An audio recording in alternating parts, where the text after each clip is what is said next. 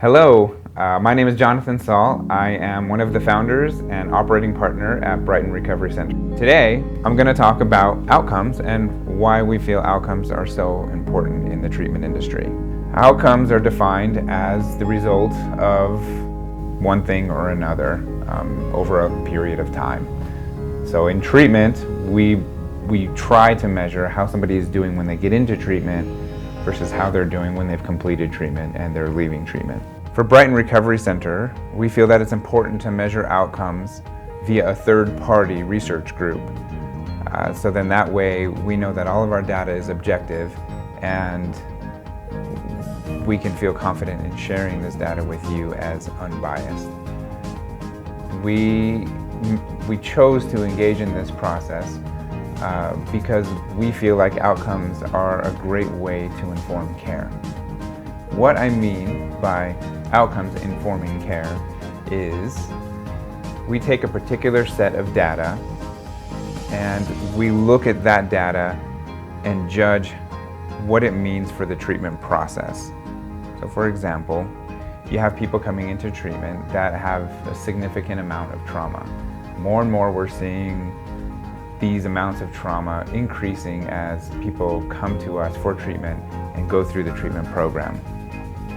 As we measure the level of trauma of people coming into the program, we're able to see from a numeric standpoint what in particular these people are struggling with, and we can take that information, bring it to the clinical and medical treatment teams, and alter or individualize programming based on this data subset.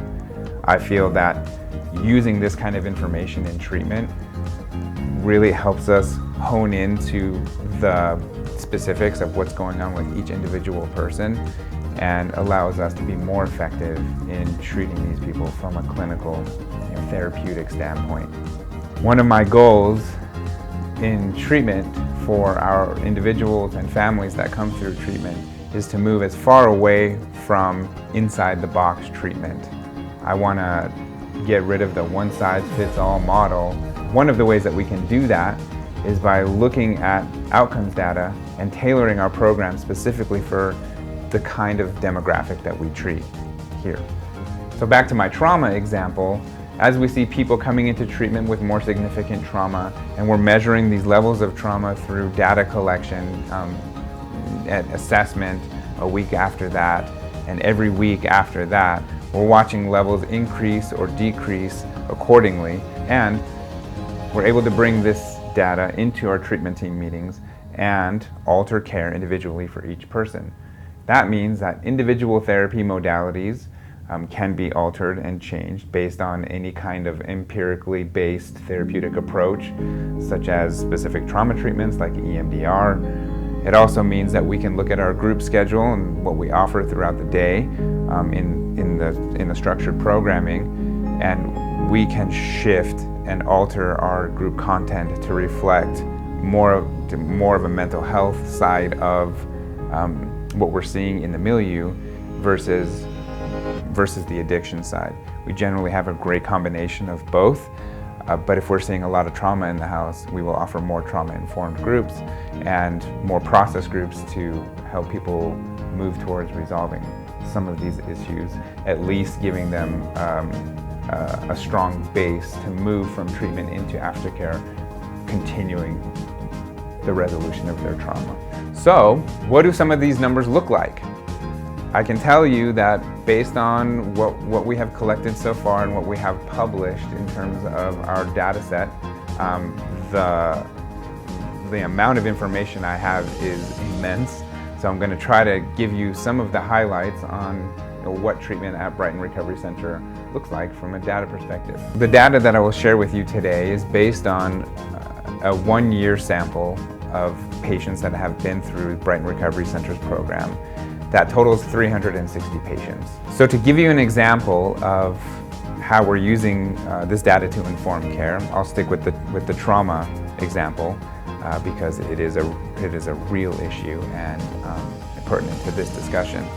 Of the 360 people surveyed, 62% of those people reported having trauma coming into treatment. 49% of those people indicated having severe PTSD upon assessment. Upon completion of our dual diagnosis program that's individually tailored to each individual and their substance abuse versus mental health needs, we showed trauma at 20%, with 10% of those people indicating severe PTSD. We are showing an incredible reduction in trauma through the work that we do by individualizing our care and making sure that people get the treatment that they need. Another metric that I would like to discuss with you is treatment completion. Treatment completion is a major issue with this industry in the United States. The national average of treatment completion in residential treatment is 54%. Brighton Recovery Center shows a 91% completion rate. As you can see by the data, we work really hard to keep people in treatment. We work ceaselessly to tailor the treatment program to the individual and work with the underlying mental health issues that feed the addiction. As we've created this true dual diagnosis program and we continue to monitor these metrics, we will continue to shift as the industry changes or as needs of our individuals change. Like I said before, the amount of data that I have to share is immense, but I wanted to keep this video relatively short as an example of some of the things that Brighton is doing to inform care and individualized treatment. All right, well, thanks for watching, and please click on the link below to see more of the data that I'm talking about, and I would love to hear your thoughts. Thanks.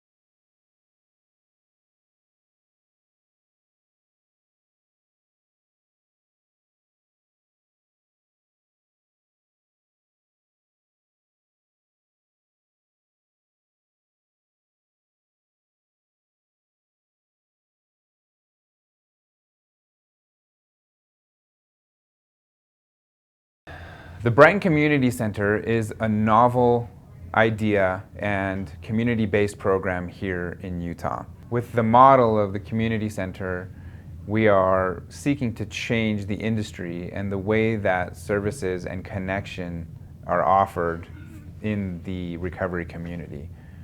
We're looking at different ways that we can keep people involved for longer periods of time and essentially keep them connected to each other. We know that the best thing for people in early recovery into late recovery is that continued connection piece. I think that bringing this model into the fray can help eliminate some of the disjointed treatment that a lot of people are getting, and then disjointed connectivity after treatment. It seems that a lot of people will go to treatment and get decent care in treatment, and then kind of go back to their regular lives and back to the stressors that are continuously there that don't change. We know that for a lot of people, you have residential treatment, stepping down to day treatment or PHP, and then stepping down to IOP, and then individual therapy after that. And then really the only thing that exists after that continuum of care is the 12-step rooms, which helps a lot of people, but then that's all there is. The idea with the community center is to keep people engaged and involved and have them have a place to come as an alumni of Brighton to stay connected with their peers and stay connected with the recovery community. If you have nothing to do on Monday night, if you have nothing to do on Friday night, you come to the Brighton Community Center, you hang out in the coffee shop, you use the gym, you take our yoga classes, you are welcome as a member of the community for life. So I think that being part of this community is going to help a lot of people stay connected, and it's going to help a lot of people remain in the scene and give people a place to go.